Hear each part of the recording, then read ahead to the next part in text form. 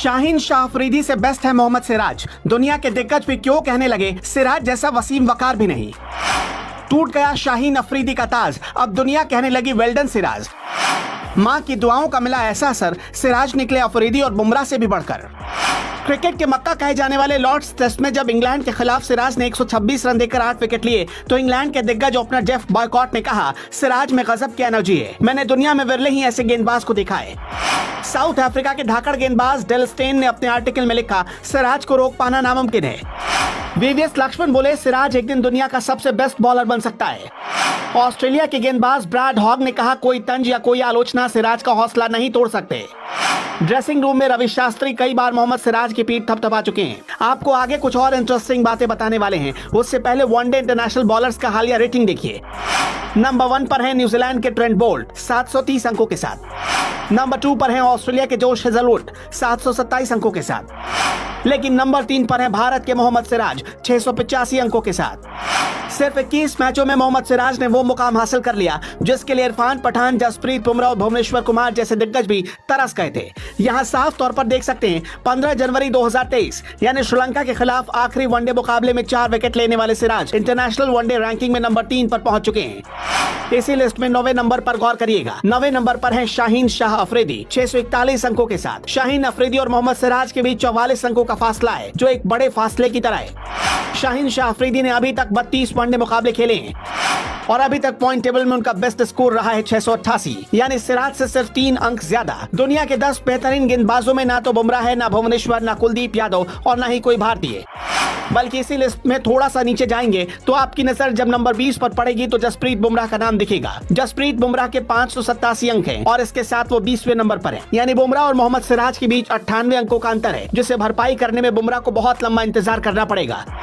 हालांकि बुमराह पिछले 7 महीने से मैदान से बाहर है, इसके पीछे एक वजह यह भी हो सकती है। हालांकि साल 2018 में बुमराह के 841 अंक थे और इसके साथ वो टॉप पर रहे। लेकिन कहानी सिर्फ यहीं खत्म नहीं हो जाती। मोहम्मद सिराज और शाहीन अफरीदी में कौन बेहतर है इसे समझना है तो कुछ और स्टैट्स देखने पड़ेंगे। शाहीन शाह अफरीदी ने टेस्ट में 3 जुलाई 2018 को डेब्यू किया, जबकि मोहम्मद सिराज ने 26 दिसंबर 2020 को। इस लिहाज से शाहीन शाह अफरीदी मोहम्मद सिराज से सीनियर हुए। वनडे में 21 सितंबर 2018 को शाहीन शाह अफरीदी ने डेब्यू किया, जबकि 15 जनवरी 2019 को मोहम्मद सिराज का डेब्यू हुआ और एक बार फिर इस हिसाब से अफरीदी सीनियर हुए। T20 में 3 अप्रैल 2018 को शाहीन शाह अफरीदी का डेब्यू हुआ, जबकि T20 में 4 नवंबर 2017 को मोहम्मद सिराज का डेब्यू हुआ। इस हिसाब से मोहम्मद सिराज शाहीन शाह अफरीदी से सीनियर हुए। मोहम्मद सिराज की उम्र है करीब 29 साल और शाहीन शाह अफरीदी की उम्र है करीब 24 साल। दोनों की उम्र में करीब 5 साल का फर्क है, लेकिन शाहीन शाह अफरीदी का डेब्यू टेस्ट और वनडे मैचों में मोहम्मद सिराज से पहले हो चुका है, जबकि T20 में मोहम्मद सिराज ने अफरीदी से पहले डेब्यू किया। भारतीय टीम में बार-बार होने वाले रोटेशन के चलते मोहम्मद सिराज को ज्यादा मौके नहीं मिल सके, जबकि शाहीन शाह अफरीदी तभी टीम से बाहर हुए जब वो चोटिल हुए। दोनों के परफॉर्मेंस को करीब से देखेंगे तो मोहम्मद सिराज शाहीन शाह अफरीदी के करीब खड़े नजर आएंगे। इसे और समझने के लिए हम 6 चीजों पर फोकस करते हैं: ranking, number of matches, number of wickets, economy rate, average. सबसे पहले रैंकिंग पर नजर डालते हैं। वनडे में शाहीन शाह अफरीदी की हाईएस्ट रैंकिंग 4th रही है और हाईएस्ट रेटिंग 688, लेकिन मोहम्मद सिराज की हाईएस्ट रैंकिंग नंबर 3 की रही है। 32 वनडे मैच में शाहीन शाह अफरीदी ने 62 विकेट लिए हैं। इकोनॉमी रही करीब 5.5 की और बॉलिंग एवरेज रहा करीब 24 का। वनडे में शाहीन शाह अफरीदी ने 2 बार 5 विकेट लिया है। मोहम्मद सिराज ने 21 वनडे मैचों में 38 विकेट लिए। इकोनॉमी रही करीब 4.5 की और बॉलिंग एवरेज रहा करीब 21 का, यानी शाहीन शाह अफरीदी से काफी किफायती। इस मामले में मोहम्मद सिराज विनर साबित होते हैं। हालांकि सिराज ने कभी भी एक मैच में 5 विकेट नहीं लिया। T20 में शाहीन शाह अफरीदी की हाईएस्ट रैंकिंग 9वीं रही है। फिलहाल वो T20 गेंदबाजों की रेटिंग में 16वें नंबर पर है। इसके उलट मोहम्मद सिराज की T20 में हाईएस्ट रैंकिंग 92वें नंबर की रही है, यानी यहाँ शाहीन शाह अफरीदी विनर है। मोहम्मद सिराज T20 में बॉलिंग एवरेज हो या इकोनॉमी रेट, हर मामले में शाहीन शाह अफरीदी से पिछड़े नजर आते हैं। लेकिन जब टेस्ट की बारी आती है तो शाहीन शाह अफरीदी को नेक टू नेक फाइट देते नजर आते हैं मोहम्मद सिराज। टेस्ट में शाहीन शाह अफरीदी की बेस्ट रैंकिंग 3 रह चुकी है, लेटेस्ट रैंकिंग 6ठी है। शाहीन अफरीदी ने 25 टेस्ट मैचों के 42 इनिंग में 3.04 की इकोनॉमी से और 24.87 के एवरेज से 2462 रन दिए हैं। इनिंग का बेस्ट 51 रन देकर 6 विकेट और मैच का बेस्ट 94 रन देकर 10 विकेट रहा। इसके उलट मोहम्मद सिराज ने 15 टेस्ट मैच के 29 इनिंग में 3.3 की इकॉनमी और 30.39 की बॉलिंग एवरेज से 1398 रन दिए। इनिंग का बेस्ट 73 रन पर 5 विकेट रहा और मैच का बेस्ट 126 रन पर 8 विकेट रहा। साफ है, टेस्ट मैचों में मोहम्मद सिराज बहुत कम समय में शाहीन अफरीदी की बराबरी करने जा रहे हैं और वर्ल्ड कप में अगर भारत पाकिस्तान के बीच मुकाबला हुआ तो शाहीन शाह अफरीदी और मोहम्मद सिराज के बीच का मुकाबला सबसे दिलचस्प होने वाला। न्यूजीलैंड टीम के कैप्टन टॉम लैथम को क्यों कहना पड़ा रोहित शर्मा के इन दो लोगों के पास दिल नहीं है। रोहित शर्मा के हाथ लगी वो पेस तिकड़ी जिसने सादे कागज पर लिख दी जीत की गारंटी। 2011 का इतिहास भी टूटेगा, 1983 वर्ल्ड कप जीत का जश्न भी फीका हो जाएगा। जीत ऐसी मिलेगी पूरा इंडिया पेस अटैक पर ताली बजाएगा। 48 गेंद आए सिर्फ 6 रन, दुनिया हैरान थी, ऐसे गेंदबाज तो ऑस्ट्रेलिया पाकिस्तान में भी नहीं है।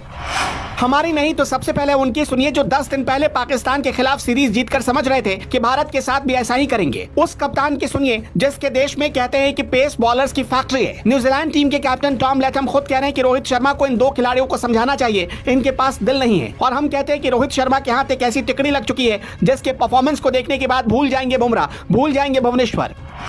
एक तो ऐसा है जिस पर वर्ल्ड कप टीम से बाहर होने का खतरा था। हालत ये थी कि टीम मैनेजमेंट अगली सीरीज में उसे खिलाने को तैयार नहीं था, लेकिन तभी ऐसा करिश्मा हुआ कि लोग दांतों तले उंगली दबाने पर मजबूर हो गए। दूसरा कई महीनों से बाहर बैठा था, तीसरे को मौके का इंतजार था, लेकिन जब मौके मिले तो तीनों ने गिल्लियां उड़ाने का रिकॉर्ड बना दिया। भारत की पेस बैटरी अब लाइन पर आ चुकी है। गेंद कहां फेंकनी है, कितना स्विंग करानी है, लाइन लेंथ क्या रखनी है, इतना साइंटिफिक कैलकुलेशन लगा रही है ये पेस बैटरी कि दुनिया की मजबूत टीम न्यूजीलैंड भी हैरान है। कोई सोच भी नहीं सकता कि क्या ये वही न्यूजीलैंड की टीम है जो कुछ दिनों पहले पाकिस्तान को 2-1 से सीरीज हराकर इंडिया आई थी। इस पेस बैटरी के पिछले मैच के मैन ऑफ द मैच रहे मोहम्मद शमी का परफॉर्मेंस सबसे पहले देखिए।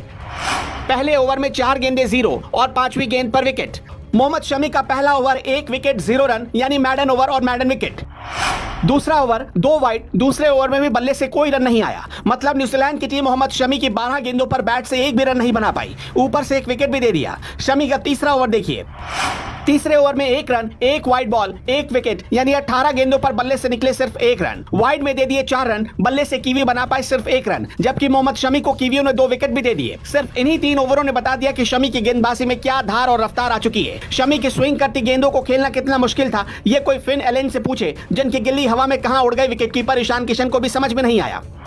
मोहम्मद शमी पहला ओवर लेकर आए और उन्होंने अपने ओवर की 5वीं गेंद पर फिन एलन को बोल्ड कर दिया। शमी ने गेंद को विकेट टू विकेट फेंकते हुए बिल्कुल सीधा रखा, जहां फिन एलन पूरी तरह से चारों खाने चित हो गए और शमी की गेंद उनका मिडिल स्टंप उड़ा ले गई। मोहम्मद शमी न्यूजीलैंड के खिलाफ पिछले मैच में महंगे साबित हुए थे। पिछले मैच के उनके परफॉर्मेंस को देखकर उनकी बहुत आलोचना हुई। लोग कह रहे थे कि अगर गलती से भी टीम मैनेजमेंट ने शमी को वर्ल्ड कप की टीम में रख लिया तो हारना तय मानिए। लेकिन दूसरे वनडे मैच में शमी ने शानदार वापसी की। अपना तीसरा ओवर फेंकने आए शमी ने पहली 2 गेंदों पर डेरिल मिचेल को छकाया। वहीं तीसरी गेंद उन्होंने नीचे और धीमी डाली, जिस पर बल्लेबाज के बैट का एज लगा। गेंद रफ्तार से सीधे जा रही थी कि शमी ने उसे लपक लिया। पिछले 5 मैचों में शमी 7 विकेट ले चुके हैं, लेकिन इकॉनमी 6 के ऊपर रही, इसलिए उन पर खतरा मंडरा रहा था। लेकिन लास्ट मैच के परफॉर्मेंस को देखने के बाद हर कोई उनका मुरीद हो गया। अभी भी मोहम्मद शमी के लिए एक चिंता वाली बात इसलिए है क्योंकि कल के मैच में शुरू के 3 ओवर में 4 वाइड गेंदें फेंक चुके थे, पर उम्मीद है कि कल के परफॉर्मेंस के बाद उनकी बॉलिंग में और सुधार आएगा। पेस बैटरी की दूसरी और सबसे मजबूत कड़ी पर अब ध्यान देते हैं, जिसका नाम है मोहम्मद सिराज, जो एक विकेट टेकिंग गेंदबाज की तरह निखर रहे हैं। मोहम्मद सिराज के आखिरी 5 मुकाबलों को देखकर पता चलता है कि वो वर्ल्ड कप में भारत के लिए क्या कर सकते हैं। श्रीलंका के खिलाफ पहले वनडे में 2 विकेट, इकॉनमी रही करीब 4.25 की।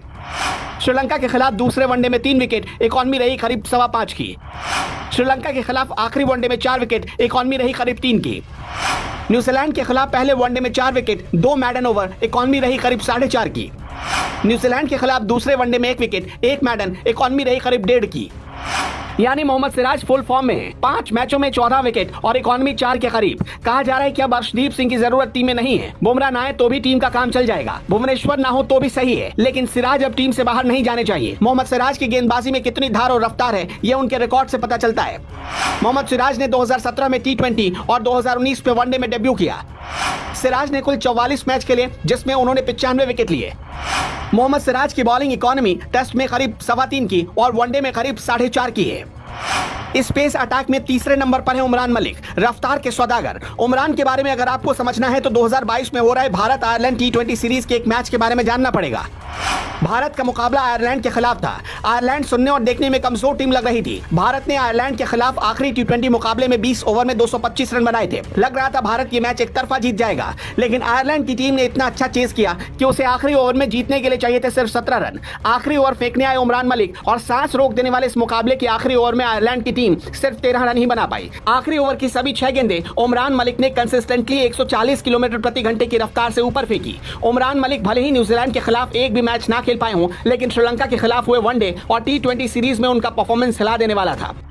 श्रीलंका के खिलाफ सीरीज के पहले ही मैच में 155 किलोमीटर प्रति घंटे की रफ्तार से गेंद फेंककर उमरान ने साबित कर दिया कि शोएब अख्तर का रिकॉर्ड जल्द ही वो तोड़ सकते हैं। उमरान मलिक ने श्रीलंका के खिलाफ पहले वनडे मुकाबले में 3 विकेट लिए थे। उमरान मलिक ने श्रीलंका के खिलाफ दूसरे वनडे मुकाबले में 2 विकेट लिए।